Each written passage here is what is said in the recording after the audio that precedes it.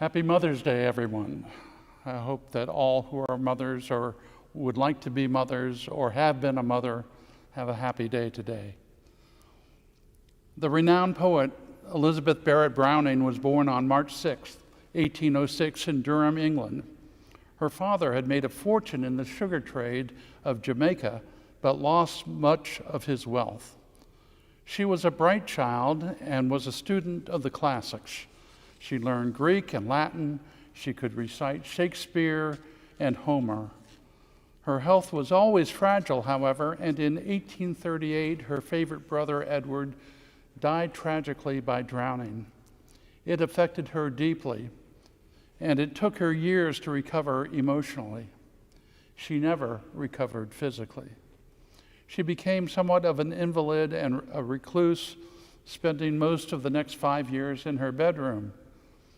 She began writing poetry and published The Seraphim and other poems. A family friend, John Kenyon, introduced Elizabeth to Robert Browning, another struggling poet. Browning came to see her in 1845, and so began one of the most famous love stories in history. Though she was 6 years older than he was, and something of an invalid, the two poets fell madly in love with one another. Out of that love emerged some of the most sublime poetry ever written in the English language, sonnets from the Portuguese, written by Elizabeth to Robert. Because she was of a dark complexion, Robert would call her my little Portuguese. It is from this collection of sonnets that we hear these verses. How do I love thee? Let me count the ways. I love thee to the depth and breadth and height my soul can reach, when feeling out of sight for the ends of being and ideal grace. I love thee to the level of every man's most quiet need, by sun and candlelight. I love thee freely, as men strive for right. I love thee purely, as they turn from praise. I love thee with the passion put to use in my old griefs and with my childhood's faith. I love thee with a love I seem to lose with my lost saints. I love thee with the breath, smiles, tears of all my life. And if God choose, I shall but love thee better after death. Elizabeth attempts to describe her great love for her husband.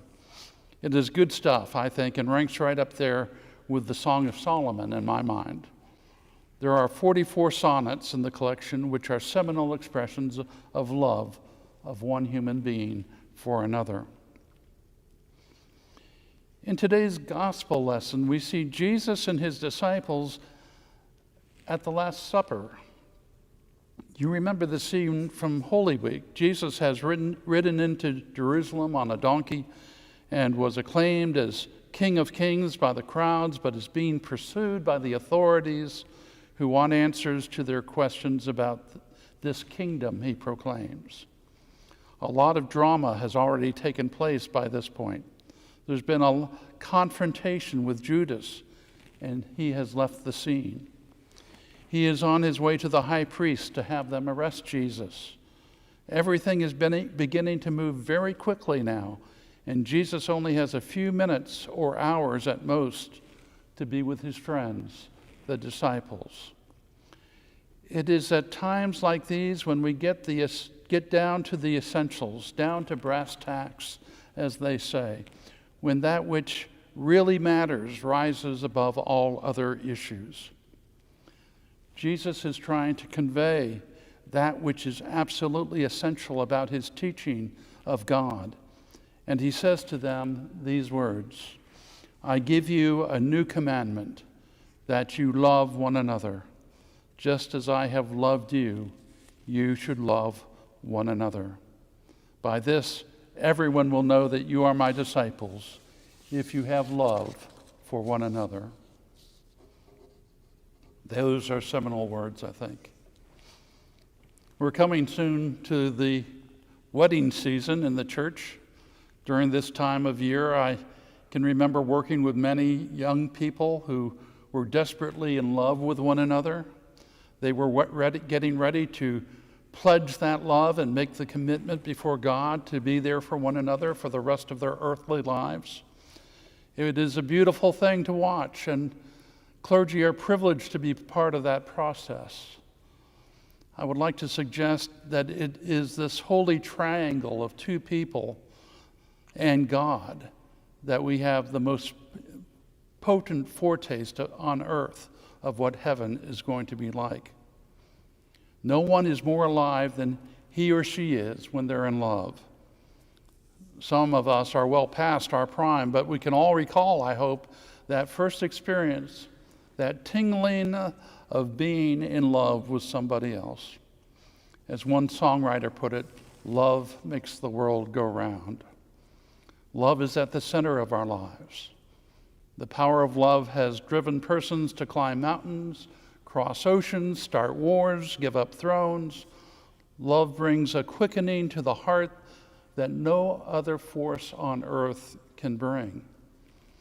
Studies have shown that when love is withheld from a child, the baby will atrophy and perhaps even die. Without love, I think we die. Let's be clear about this. What is love? I'm not just talking about an affinity with someone or something. I'm not talking about how we sometimes use the words about love. I love the Washington football team, or I love the opera, or I love Haagen-Dazs ice cream.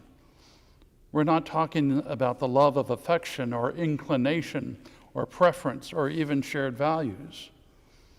We are called to cherish each individual child of God, even if they are enemies, says Jesus. Love your enemies. They too have been created in the image of God. Of course, this would be impossible without the love of Christ. It is because of the love of God for us, offered and demonstrated in this life, the death and resurrection of Jesus Christ, that we can be empowered to love. There is an anthem which the choir occasionally sings, and those who are familiar with Taizé worship know the words. It's called Ubi Caritas et amor, ubi caritas Deus ibi est. Where there is charity and where there is love, God himself is there. There's even a hymn titled this, which we sang just last week. Ubi caritas, where there is love and charity, God is there. When Jesus said, "Love one another as I have loved you," he was inviting us to invoke the presence of God into every situation in life, be it problematic or life-enhancing. He wanted us to know that love is from God. He wanted us to know that God is love. We often mistakenly think that love is a kind of amorphous, fuzzy, and squishy emotion. It is the give and take of people in our lives who have each other's well-being at heart, even when we don't agree on many things as is happening in the larger church and society right now. We can still love one another, even though we don't agree. Many of you might remember Bishop David Lewis, who was the suffragan of this diocese and was a member at All Saints Church while I was a rector there. He died some years ago, and his wife Carol has now passed as well. After his retirement as bishop, they were, as I said, they were members of my congregation. One day, Susan and I visited them in their apartment in Westminster, Canterbury. They were sharing with us about their time in parish ministry. David would say, "Carol, do you remember such and such, sweetheart?" And Carol would say, "No, darling, that wasn't it. It was thus and so." "No, sweetie," David would say in return, "it was this way." Later on in the car as we were leaving, Susan commented, "Wasn't it nice how they called each other pet names all the time?" "Yes," I said, "but they never agreed on anything." "That's real love," said Susan. You don't have to agree with one another each time to demonstrate true love. What is required is respect for one another and a genuine care for one another's well-being. One day, Jesus was sharing with his disciples what was closest to his heart while he was preparing to leave them. What he said was, "Love one another."